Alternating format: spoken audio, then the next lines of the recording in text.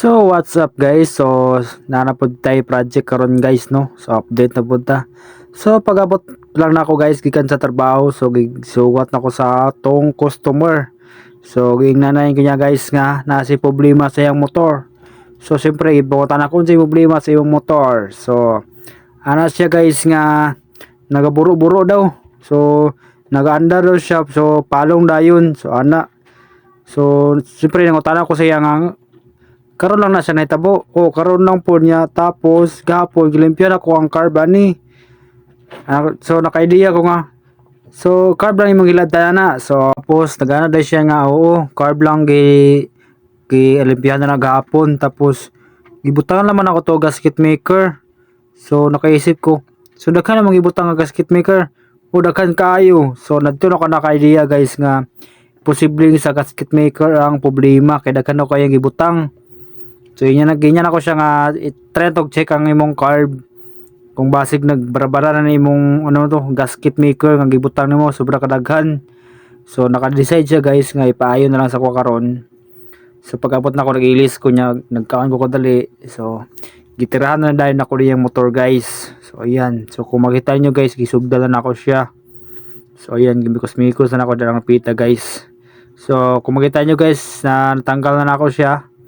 So dire pa lang guys sa atubangan guys sa may manifold niya guys So nana ko nakuha nga dako kayo nga gasket. So makita niyo guys ara guys So mo na ebidensya guys nga daghan gyud na napabutang niya sa carb nga gasket. So sobra-sobra na guys. So second check na to na guys is sa sulod ani guys, so dira banda So posible nga daghan po niyang gibutang diri sa pita. So abri na to guys para makita na to ang sulod. So ayan. Because may kusa na to na napita guys. So ayan.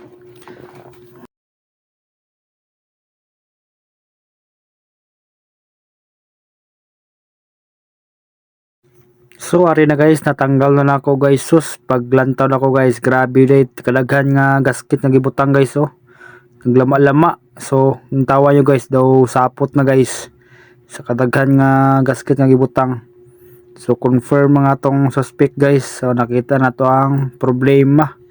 So next is limpihan na natin siya guys para masolve ang problema sa atong customer. Ayan.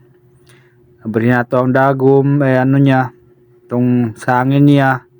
Ayan, so limpyo-limpyo na to ko dali guys.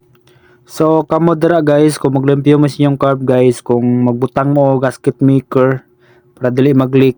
Kay gilimpyuhan niya ni guys kay naka-leak daw. So okay man yung pagtaod nga okay man nataod niya tanan. So problema lang guys napasobra ang pagtaod niya og gasket maker. So nagproblema na noon. So ang good as advice rin guys is kung magbutang mo og o gasket maker sa yung carb is dapat gamay lang sa guys. So mag-alisa lang kagihan guys. So, nipis lang siya guys. Ayun kay kay possible nga masulod na siya dito sa may hangin niya. So di naka flow og maayo ang gasolina. So mo na say magburo-buro or say di na gid mo andar. So mo na problema guys. So mo na tips guys. Ayun. So karon guys medyo huyop-huyop lang tong gamit nila guys kay wa man compressor. So chat ginagmay. So mag-set huyop na pud guys kay siyempre basic lang sa to gamiton guys. Gamitan sa itong pinakamalupit na technique guys. Ayan. So huyop-huyop play say atong gamiton guys. So ayun. So ayan, hapit na guys, hapit na tamahuman guys. Ayan. Gilimpyo na nako ang ang manifold niya kung napay nabilin nga gasket maker. Ayan. So para matada na to walay problema. Dili pakja ba tong trabaho. So ayan. So human na nako limpyo guys no. So itawad na lang ako siya balik. So ayan. So gibutan ako sa gamay gasket guys para sure nga di gid siya mag-leak. Kay mao problema sa tagayani kay naga-leak daw ang carb niya. So butang lang nato og gamay nga gasket maker. So gamay lang guys, nipis lang. So ayan. So bike na to ang hangin. So ayun. So yun na lang ka basic ka maglimpyo og carb guys. Alright. So bag na to ang niya. Ang flutter ang ginaingon. Ayan. Mag-focusan. So itato na to guys, no. Ayan, kung makita nyo gitato na ako para masulbad na ang problema sa tagiya guys. So ayun.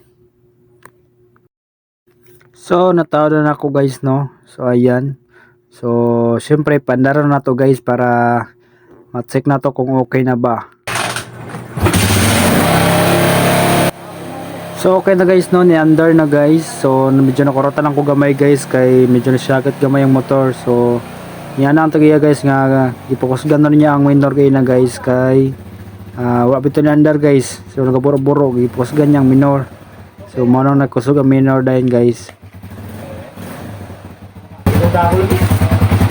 Good na guys. Alright. So success guys. So customer satisfied na punta guys. So salamat sa inyong paglanta guys. Alright. Bye bye.